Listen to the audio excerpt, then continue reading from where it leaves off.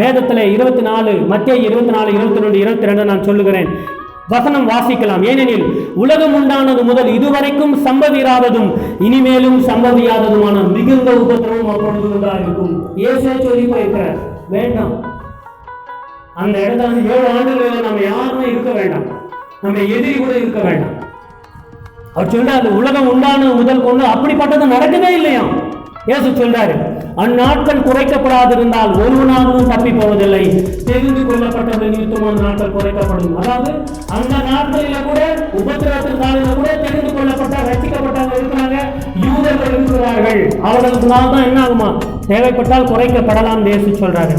எரியா 37 அந்த நாள், அந்த உபத்திரவம் எப்படி இருக்குமா, ஐயோ அந்த நாள் பெரியது, அதை போல் ஒத்த நாள் இல்லை. அது யாக்கோபுக்கு இக்கட்டு காலம். யாக்கோபுக்கு யாரு, இஸ்ரவேலுக்கு.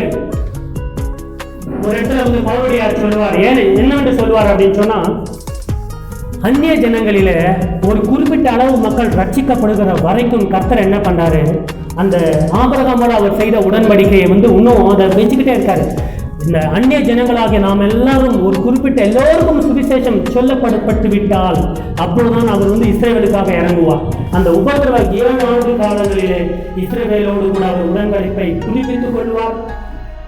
இஸ்ரவேலிலே அந்த சில பேர் சொல்லுவாங்க, சில பெந்தெகோஸ்தே சபைக்காரங்க சொல்லுவாங்க, 1,44,000 பேர் யாரு, நாங்க அவ்வளவுதானா? பெந்தெகோஸ்தே சிபிஎம்ல இருக்கிறது அவ்வளவுதானா? 1,44,000 தானா? நோ, அந்த 1,44,000 பேர் வெளிப்படுத்தல வருகிறார். யார் தெரியுமா?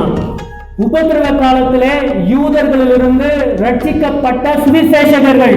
அந்த 1,44,000 பேர் ஞாபகத்தில் எடுத்துக் கொள்ளுங்கள்.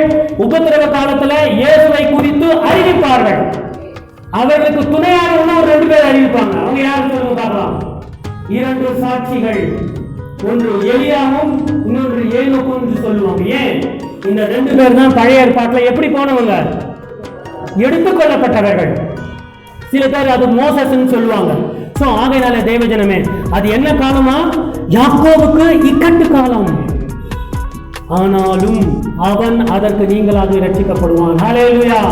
உபத்திரவ காலத்திலே 1/3 யூதர்கள் ரட்சிக்கப்படுவார்கள். கைவிடப்பட்ட கிறிஸ்தவர்கள் அநேகர் ரட்சிக்கப்படுவாங்க. ஆனால் கஷ்டம் பயங்கரமா இருக்கும். சோ தேவஜனமே, ஏன் நாம் ரகசிய வரிகள் கைவிடப்படக்கூடாது? அந்த உபத்திரவ காலம் வேண்டாம்னு சொல்லிட்டோம் இல்லையா? இது வரைக்கும் நான் தீரியா சொன்னேன். சில பேருக்கு புரியும், உபத்திரவம் சொல்றாரு அப்படின்னா எப்படி, உபத்திரவம்னா என்ன?